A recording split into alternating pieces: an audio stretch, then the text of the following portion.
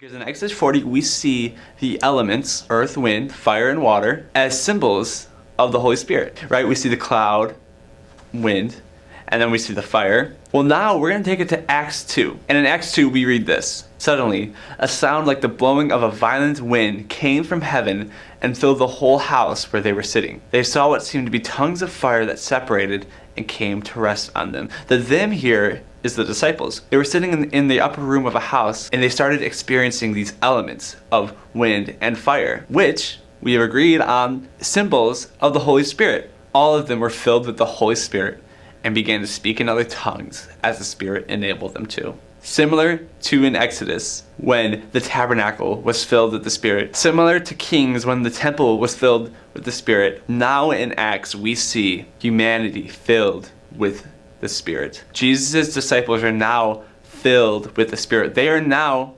temples of the Holy Spirit. Paul says this to his congregation in Corinth, and he says that we are temples of the Holy Spirit. But all of this was to be expected, because in Ezekiel, he prophesies of the coming Spirit. I will give you a new heart and put a new spirit in you. I will remove from you your heart of stone and give you a heart of flesh.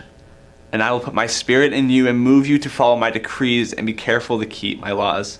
This is again God speaking through his prophet Ezekiel, saying, I will give you a new spirit. And now it's fulfilled in Acts 2, this new spirit. So what does being a temple of God look like? Well, we now live in a place where reverence is a cultural behavior. And now we have this thing in our hearts that tells us to follow his decrees, be careful to keep his laws. We are temples of the Holy Spirit. So now I want you guys to get together in your small groups and answer these following questions. I want you to go ahead and reread Ezekiel 36:26. What is the purpose of the Spirit indwelling in humanity? Second question, what is the relationship between the Spirit and the law? How can you begin to treat your body as one that houses the presence of God?